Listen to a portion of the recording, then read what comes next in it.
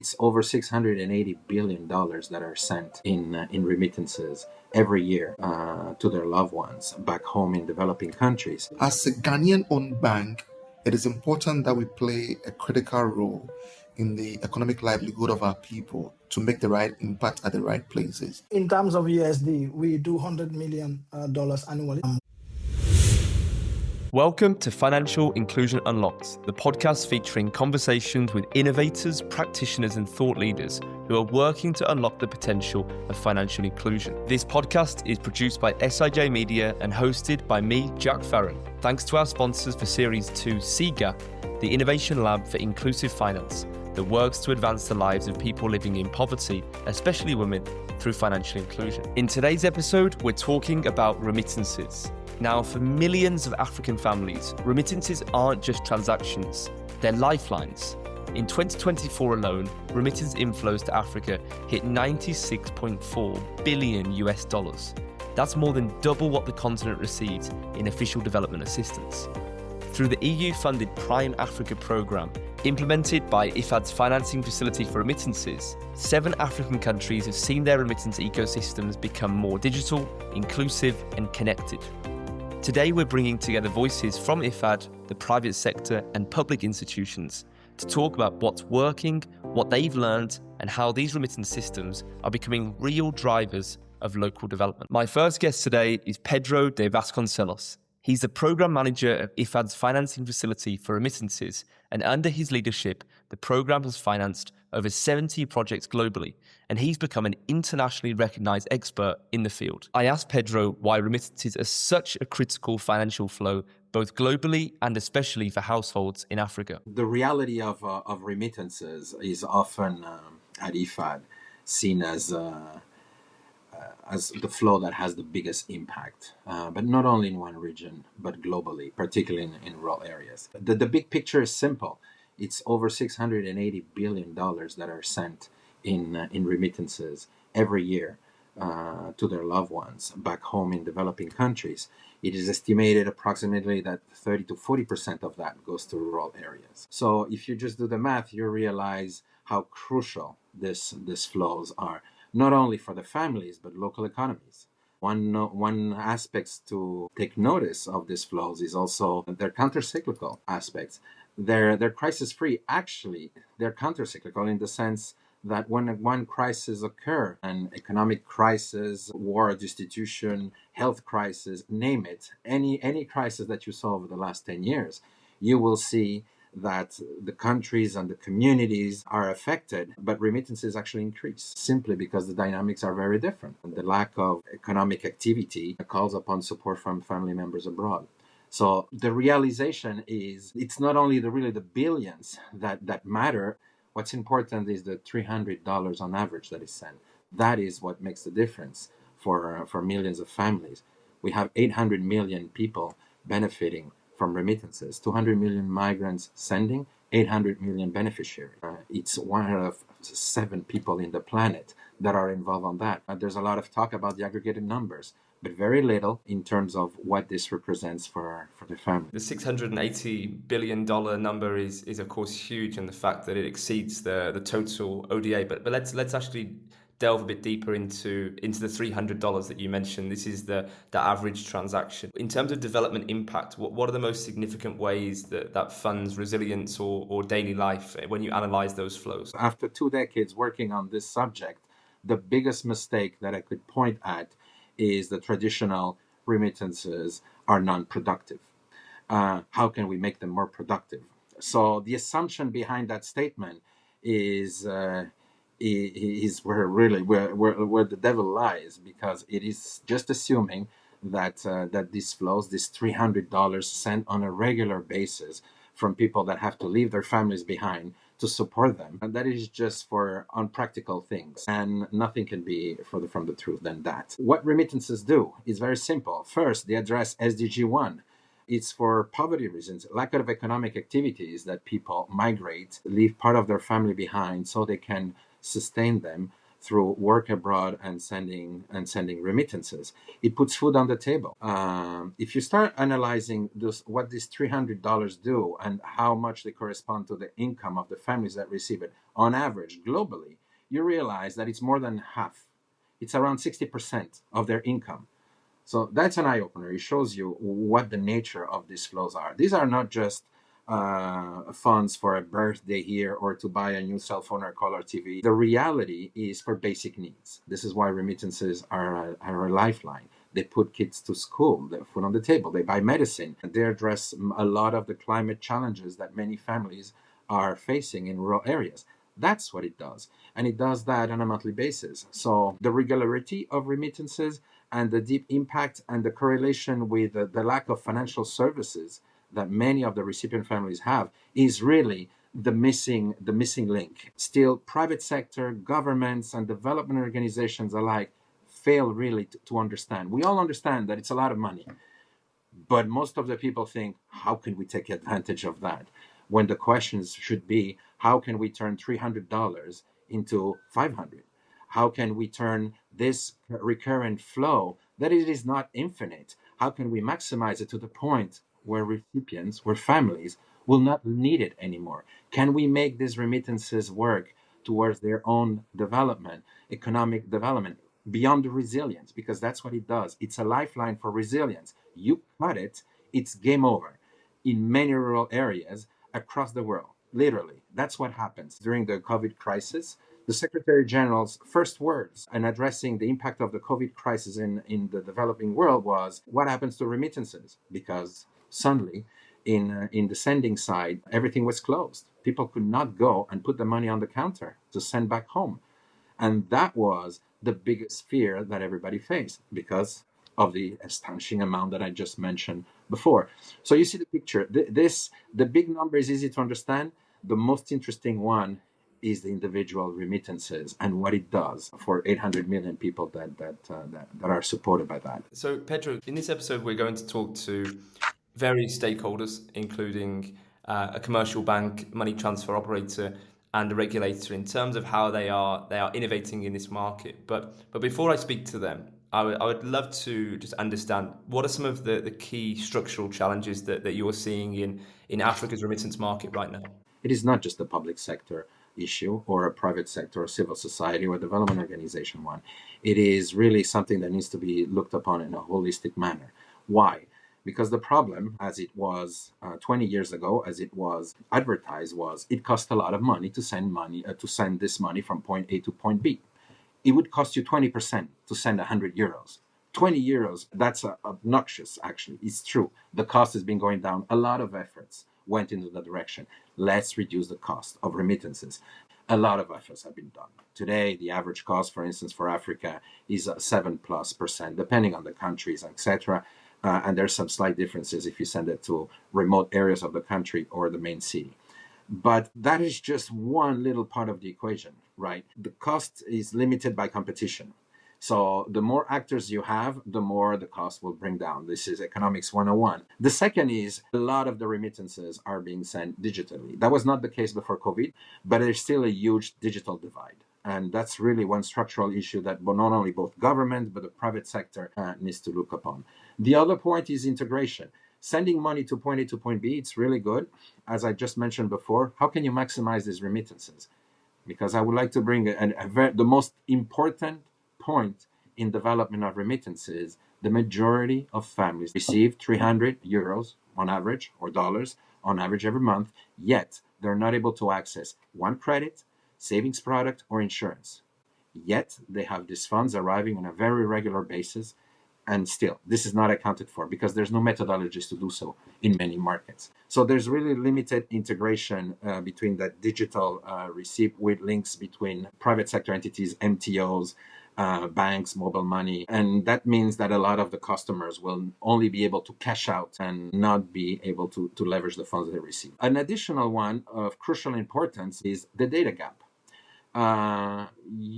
You don't try to solve anything if you don't know about it. For many, many years, we knew about the big number, the big global number, the big national number, and that's it. If you need to engage in a market, you hear that your country receive 150 billion a year. You might be interested in having a piece of that pie. But if that's the only thing you know, you're going to have to spend money on studies, market analysis, and so on. And few will do it simply because they're not sure if this could be a priority or not. And I think that's really the key point of poor market intelligence that limits the product designs. And last and but least, but would be the financial and digital capability. We might throw all the tools we want at it, but you need to have the capacity from those that receive. Many households lack information on safe digital usage, planning, so on and so forth. We saw that after COVID. It just takes a few scams for people to stop doing it. So this digital capability, financial and digital capability, is also a major issue that both the public, the private, and civil society, as well as international organizations, should work much harder in order to enable really the potential of remittance flows. Yeah, thanks for setting the scene, Pedro. And let's dive now into the work of IFAD through the financing facility for remittances and the Prime Africa project that was launched in 2019. Why was this program created, and what were the initial goals behind it? For all the reasons mentioned above, to address the data gap, to address the regulatory environment that governs these markets, these remittance flows, to bring the actors together from both the public and the private sector together in understanding this market, to create and to finance experiences with the private sector, to showcase that you can be pro profit, that there is indeed here an untapped market. There's new technologies available that allow you not only to send money from point A to point B cheaper, but once received, also leverage with other financial services that can bring a significant mass of recipients, those that are financially disenfranchised, that don't have access to the three basics: credit, savings, and insurance, and have them be financially included thanks to remittances. That needs experiments. You need to convince the private sector. And the only way of doing it is, well, pushing them to do it. And this is why the idea was to partner and create good examples. What works, what doesn't. And once you have those results, disseminate it to the entire ecosystem in the hope that others would only follow up in replicating this, or maybe scale it up. And that was the whole set of needs. This is why this program was created jointly with the European Commission, to try to address this. And for that, we set to decide to take 7 countries in Africa. Not all the same, not the countries where remittances maybe matter the most, sort of different type of markets, so we could test different things. And I'm happy to say that the lesson learned have been incredible. Okay, now we've heard from Pedro, are we ready to explore 3 different case studies across the continent in Ghana, the Gambia, and Uganda? First up is Samuel Abi-Dodo, who is the head of inclusive banking at Fidelity Bank Ghana, with over 15 years leading initiatives that use technology to expand financial access for youth, women, and underserved communities. I asked Sam to paint us a picture of what it actually looks like when an ordinary family in Ghana receives a remittance. The first thing that comes to mind is the journey that families take, first of all, to access the money. So let's put this in some pictorial effect. So imagine a farmer in a small village. When a relative sends money from abroad, it often means that they have to travel some kilometers to the nearest town to probably queue in a branch that is providing the service of a money transfer operator to then access this money. But then having to travel this journey will mean that they have to pay transport. It's time that is taken from them that they could use to do something. By the time they get back home from receiving this remittance from the next town in cash, part of the money is already gone because they had to use it for the transportation cost. And the most important part is the risk that is involved. Because if the remittance amount is quite hefty, it means that risk or these recipients is exposed to this risk of the cash that they are having. This is a typical journey we're talking about in a rural community in Ghana. So as a Ghanaian-owned bank, it is important that we play a critical role in the economic livelihood of our people to make the right impact at the right places. So what we decided to do is we needed to look at how we can support our rural communities, and even largely beyond that, in terms of how we can include them into the ecosystem. So what we are doing to change the story completely is the approach where customers can today, in the rural community, in the comfort of their home, behind their walls, in their farming communities, they can receive remittance. All that it required was that Fidelity Bank decided that we needed to move this transition from a cash base to a digital or e-cash base. We had the Fidelity Smart account. This account is where these rural participants can sit in their homes and give their account number to the sender, such that the sender, using the RSPs, that's a remittance service providers platform, can send money directly into their account. They will receive SMS notification on their phone. They can access this money through their USSD. Those who have smartphones can also access it through their mobile app. And those who are also a little bit savvy within the rural communities who are using WhatsApp can also get WhatsApp notification in terms of how they can access their money and how they can use their money.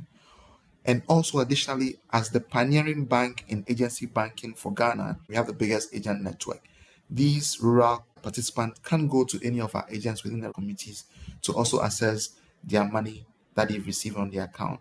They don't need to travel the number of kilometers they used to do to the nearest town to access this money. So it's not just about receiving money anymore, but it's about opening that financial door and empowering these rural community participants to be able to do more with the remittance that they receive other than just the cash. Sam, there's a lot to unpack here, and I really like when you mentioned remittances as more of a kind of a conduit for other financial services. So talk to me a little bit about that in terms of now opening that door. What else can a rural individual now do with their remittances once they actually have an account number? Imagine that this rural folk was previously now traveling, have to take transport and go to take some money. By the time she gets back, about 20% of the money is gone because of transport. She will have lost that. But with this new model that Fidelity has implemented, as the Fidelity Smart account, which is a digital reel of an account sitting in your own home, being on your farm, accessing the money, these rural folk can now pay bills directly from their USSD or mobile app. They can now use that same money to also receive access credit from their smart account. They can now use that same money to transfer to another person that they want to send money to at no fee or at no cost to the customer. This also opens the door for the customer to have what we call the digital and financial literacy platforms. You just touched there on financial and digital literacy, which I think is so important because, you know, what you're talking here is quite a big behavioural shift from a cash-based economy and recipient to now taking the remittances digitally. So how do you tackle that and also overcome the obstacle of trust in digital financial services? For practitioners in the financial inclusion ecosystem, they need to understand that trust and understanding are key. It goes beyond technology. Technology is not enough. So first of all, having provided the platform that enables rural communities to engage with the bank and to get a bank account within their rural communities, how do you build a trust? How do you build understanding of the product that the customers have? This is what moved us to move on to the next phase of the interactive voice response. If you've created access and you cannot help them to understand usability of the product that you've created, it comes to nothing. So we needed to create a message that resonates with the people and are very simple and relatable with these community individuals. So for us as a bank, we needed to make sure that we have a human-centered approach to rolling out our financial literacy engagement. Hence, we need to understand what content will be more appealing, what content will resonate with these rural participants to ensure that we are going to gain the trust and empower them to have an understanding of the product and the usage of the product. As a Ghanaian-owned bank, we've been thinking of how we can leverage IVR. It has been on the drawing board for quite a while, using IVR to, first of all, reach out in terms of financial literacy and digital literacy. But you can imagine that a bank that is that big and is looking at the commercial interest as well, we will have done this maybe in the next 4 years because we are looking at the volume, the share volumes and impact that we're going to create. So it might have taken us a while to do this. But the IFAD partnership brought this innovation forward much quicker than we had anticipated, which gave us a lot of opportunity to go into the market early, to learn and unlearn, to understand these rural participants better, to understand the content that will relate, and also to give us the entry strategy of how we can better serve rural participants in the remittance ecosystem using IVR as a key strategy tool, an innovative tool to go into this community. Next up, I want to introduce you to Said Cisse.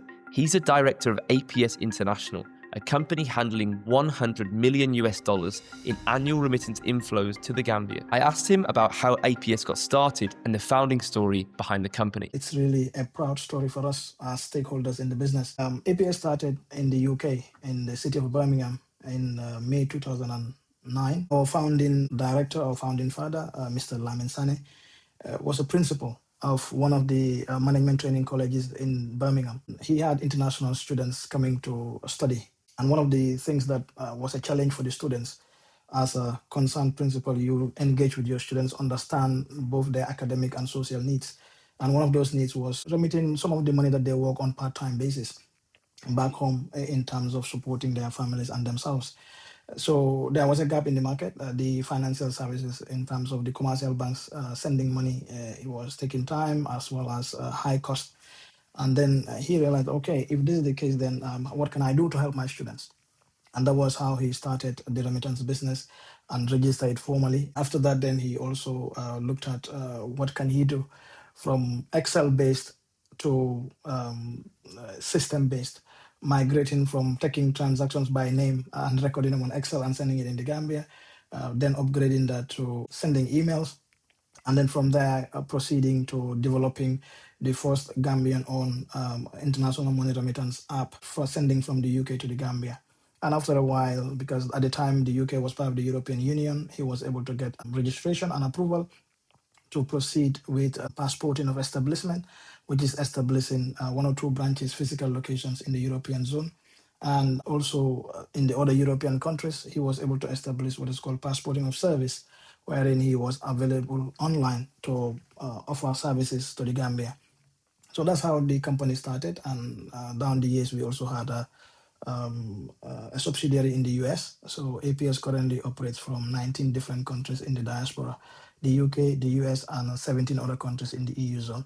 In terms of USD, we do $100 million annually. Why the Gambia? Because the Gambia is our heritage. The founding father, Mr. Sane himself, is Gambian and came from the Gambia. And most of the remittances that we do from the diaspora to Africa also is centered around the Gambia. We do Senegal and other African countries, but our main corridor, beneficiary corridor, is the Gambia. Yeah, it's a great story, especially the technology journey from Excel to emails to then developing the mobile transfer app. One of the elements you mentioned is the high cost of sending remittances, and the data that we have is that it still costs around 12% on average to make a transfer, which is one of the highest rates on the continent. So is that why you've invested so much in technology to try and drive down those costs? Absolutely. In terms of remittances, cost is very important because you want to make sure that the beneficiary receives the most amount of money from the little money that the senders are sending from the diaspora to the Gambia, for instance, in our case. Now, looking at the journey, when we were doing the Excel at the beginning, you were charging £5 per 100. Today, we're charging 0. So that tells you the movement, that tells you the savings in terms of cost that digitalization can give us. So from having physical locations, having people to walk in with cash and give the operators to send money, we don't do that anymore. Now everything is digitalized. We now fully online, integrated with the merchant acquirers payment solutions. You can pay with your debit or credit card, download the app and do your transactions. So that has cut a lot of cost for us as an operator, which we have passed on to the senders, to the remitters, and also indirectly to the beneficiaries. So today, if Jack wants to send £100 from the UK to the Gambia, Jack doesn't pay a penny to do the transaction. So once that is sent to the Gambia, then the beneficiary is able to get maximum dalasi so that they can use that to meet their needs. Remittances in the Gambia is very, very important. Like you mentioned, 32% of GDP is based on international remittances. International remittances into the Gambia in the last year was over $775 million. That's hugely significant. If you look at the trend over the last 3 years, remittances as a function of GDP in the Gambia grew by 17%. So this is very, very significant. And that is why remittances today continue to be the driving force of the gross domestic product of the Gambia. Secondly, if you look at Gambia as well, the dependency ratio is about 76%. So for every 100 adults working, you have 76 people depending on you. So you can see why Gambia depends largely on remittances. The purpose of remittances in Gambia is mainly for physiological needs: water, food, shelter, medical bills, school fees. So that is the reason why anything that we can do as APS to influence the cost, we will do. The cost of the remitter is basically just the FX margin. We are averaging 3 to 4%. So if the national average is about 12%, and then now we are reducing that, then we are in line with our corporate objective and also the partnership we've done with IFAD, which is very, very important to reduce the cost of remittances. We've just spoken about the reduction in costs, but also just walk me through the typical process without digitalization in terms of the time that it would take to send a transfer to the Gambia and how you're trying to tackle that. Going back to our story, when we started doing the Excel and then having brick and mortar locations where people come in and talk to our agents and send money, it used to take on average 3 working days before you get your money in the Gambia.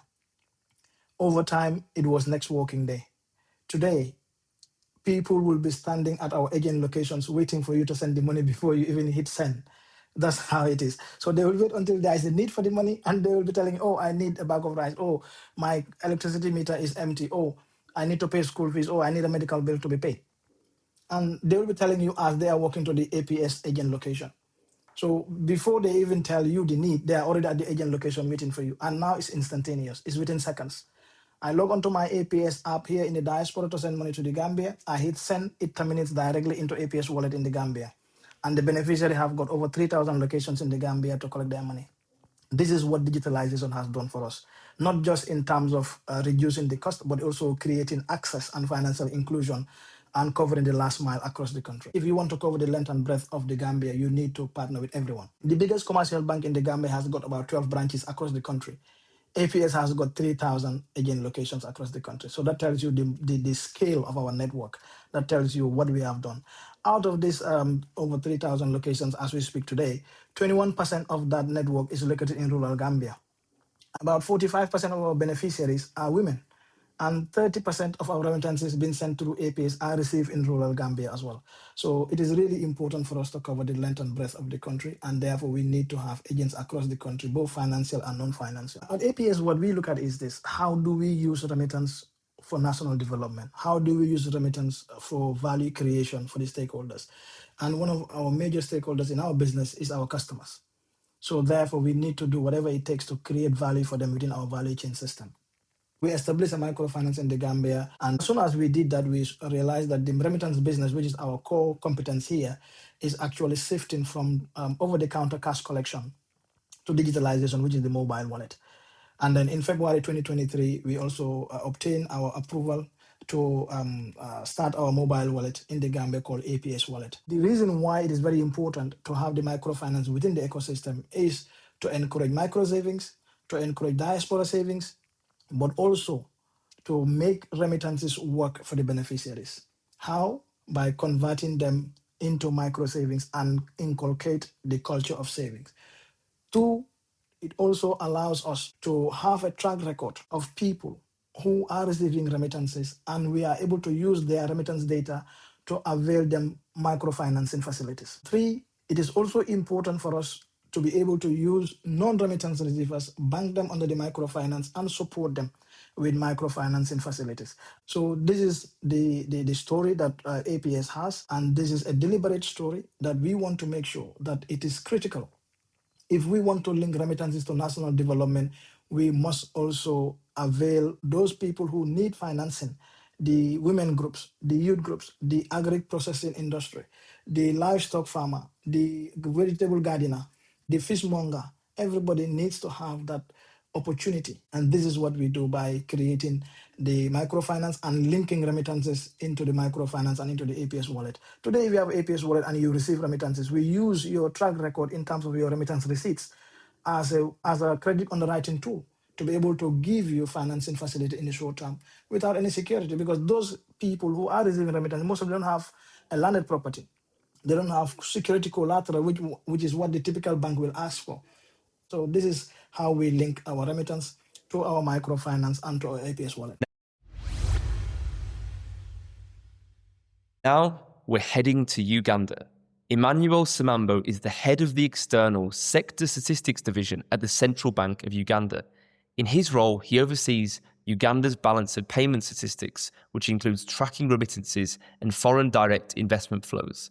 I asked Emmanuel why remittances are such a priority for the central bank and how they fit into the country's national priorities. Remittances is one of the key sources of foreign exchange for the country. It plays an important role in the conduct of both monetary and exchange rate policy for Uganda. So for Bank of Uganda, it is indeed a key aggregate that we collect data on. Overall, how it fits into the broader financial inclusion and payments agenda for Uganda, you need to go back to what the remittances are or who they serve mainly. Our observation is that most of the recipients are actually ordinary people from all over the country. What that means is that if we focus on remittances and the recipients of such flows, we can bring more people into the financial services. There's been a boom, if I may call it that way, of digital remittances platforms in recent couple of years. We've seen mobile and wallet-based solutions being provided. People who are previously excluded and unbanked are now being brought on board. So now we will work towards achieving the goal of 85% financial inclusion by 2028 as per the country's national financial inclusion strategy. Remittances can actually play a role in that process. I read that last year you partnered with IFAD to launch a newly designed remittances data collection form that requires all providers to submit their data. So tell me a little bit more about that. Remittances statistics for Bank of Uganda have always come from two main sources. We've had a return from the remittances service providers for over 20 years. And we'll also have inflows and outflows. It's as brief as that. The unfortunate bit about it is that since data is aggregated, there's quite a lot that you can't tell about the numbers. So if, for instance, you can't tell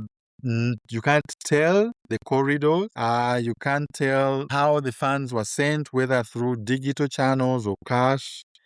You can't disaggregate the data by biostatistics of the recipients and senders, because all that information is not available. So when we looked at that process, we made a decision to try and get data, first of all, data that provides more granularity, but also with more frequency.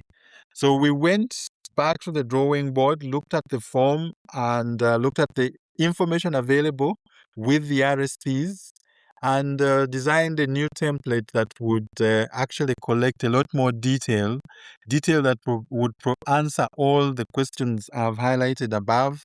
We would get to know the biodata of the sender. We would get to know where the money is coming from. We would get to know the mode through which the money was sent. We would get to know the transactions, the size of the transactions, and a whole host of other variables, including costs. And all this information is very, very key to policy formulation. So what we did was design the form. We worked hand in hand with the National Remittances Stakeholder Network, which is an IFAD-driven forum that brings together all stakeholders in the remittances space. So right now, as we speak, we launched the form. The service providers have been giving us data on a weekly basis since the beginning of May. Right now, we're in the process of collecting data for the period of January to May, such that we have complete data for a year. And after that, we will disseminate that data to the public. Right now, with the data we've so far collected, there is a lot of work that has been done. We've developed dashboards, and we've disseminated that data internally for stakeholders within the institutions to share their views. The plan is to have this out to the general public, certainly not later than February of 2026. Thanks, Emmanuel. So how important is it to bring regulators, service providers, mobile money providers, development partners into the same room, on the same table, to have that coordination and conversation about how to drive this forward? It is actually very important, because what we've seen is that during those sessions, there is a lot of information sharing across the board. The remittances service providers will air out whatever challenges they may be facing. The regulators will also explain their position on different aspects of the process. And at the end of the day, these issues are discussed, and a joint solution is actually developed. So it's been a good revelation that actually when you bring these people together in one room, you actually can move miles ahead. How do you plan to ensure that these types of stakeholder engagements and coordinated groups continue and sustain their impact after donor funding, such as the Prime Africa project closes? Well, I think what we can do is actually build on the momentum that has been created by Prime Africa. I think what we can do is find funding from within, whereby different stakeholders make contributions and then work with that going forward. Right now, from the lessons we've learned, anything to do with remittances, we'll always try to bring everybody on board. Even if it's a Bank of Uganda sponsored event or different stakeholders sponsored event. So we've heard from a bank in Ghana seeing remittances hit families' accounts, a remittance service provider moving millions across borders, and a central banker tracking these flows at a national level. Now let's return to our conversation with Pedro and look at the bigger picture.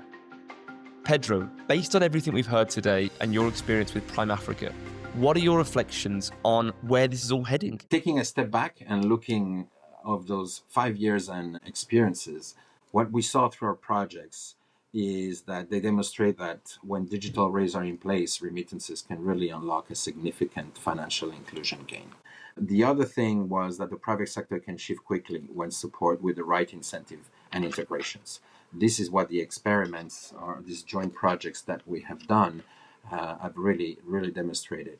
That also means that you need to be very efficient if engaging in this ecosystem. What we've seen as well is that regulators are increasingly more proactive, like we saw particularly in Uganda, particularly in their data leadership and Ghana's interoperability framework. This was far from being the reality when the program started, I think, in many African countries as well, and across the world, to be honest. I like to say that one of the key indicators to showcase this is when a country integrates remittances in their national financial inclusion strategy. That for me is the tipping point. It's what really moves the needle for the private sector. Around Prime overall, what we think it really helped is to greater national focus and attention on remittances overall. I think this individual projects within those countries really helped in achieving that, because across the countries, diagnostics that we have done, roadmaps, this was really hard work that we initiated at the beginning but maintained all along the projects, of getting the right data and then interpreted the data, analyze together the data. One key lesson or one key output of this program, for instance, was the creation of National Remittances Stakeholder Network, a very fancy word, just to say it's everybody that works on this that can have some weight at the table in terms of moving the needle should be in one room. I know Prime Africa is entering into a consolidation phase. So to ensure that the gains that you've made are not lost, you touched on national financial inclusion strategies and then just on the remittance stakeholder platforms and networks. Is that the key aspect for this to continue driving forward, where there's an interdisciplinary collaboration and multiple stakeholders in the same local market are coming together and driving this forward together for kind of longer term sustainable impact? When remittances were discovered 20 years ago, what struck everybody was the cost. And this is why there's an SDG about it, SDG 10C. It remains a good indicator because if the cost goes down, that means that there's more actors in that particular segment. That doesn't translate immediately into developing impact. There's been a lot of attention in working on the sending side of remittances. And this is predominantly what G8 and G20 group of countries have been working on in trying to create a market where the cost could come down. What it really lacked for many years was the involvement of the receiving end. It is not easy for a country to say, I'm number one on remittances as per GDP, because that means that you have a significant part of your population leaving your country. Interesting enough, many European countries did in the 1960s, 70s, and 80s, and those lessons learned were missed. So the whole idea of not losing the lessons learned, that has been the case, for instance, for many European countries, Portugal, Italy, Spain, that still receive a lot of remittances, but where the lessons learned seem to have been forgotten and not applied in many developing countries today that are facing exactly the same process, is to include the opportunities in the national plans. One of these being financial inclusion. As I mentioned, any survey that you will do about remittance senders or recipients is their lack of inclusion in the financial sector. Now, with the digitalization and wallets, you can leapfrog that. You can get them closer. The tools are here. The point is it's not brought together. There's not one single ratification of law that you can pass that will make it all good and reduce the cost. And there is not one magic app that will do that. Is a whole process that involves an entire ecosystem into this. So you need national financial inclusion strategies inclusive of remittances. You need to reassure the ecosystem, the private sector, financial institutions, that it is worth investing in those. Products that link remittances with savings. If you receive remittances on a regular basis for 6 months, because this impacts your credit history or not? The answer, we know it for more than 20 years. Yes, triple yes. Still, many ask the question. So these lessons learned should not be forgotten. And this is a bit of the role that IFAD has been playing in supporting financial inclusion strategies with these examples, incentivizing the private sector to do so. And once they do so, is ensure that this knowledge is managed well and disseminated across the ecosystem. And that's what we do. This is why we don't only work in 7 countries, but globally. We used to say remittances are the elephant in the room. Today we say it's the herd of elephants in the room, and they're hidden in plain sight. And that's a wrap. If you enjoyed this episode, please make sure to subscribe or follow Financial Inclusion Unlocked wherever you're listening, whether that's Apple Podcasts, Spotify, or any other podcast app. That way, you won't miss any of our remaining episodes we have coming your way in this season. You can also connect with us on LinkedIn. Just search for Financial Inclusion Unlocked to join the conversation. This podcast is produced by SIJ Media, and Series 2 is proudly sponsored by CGAP. For more information on their work, check out the website at cgap.org. That's cgap.org. I'm Jack Farron, and I'll see you next week.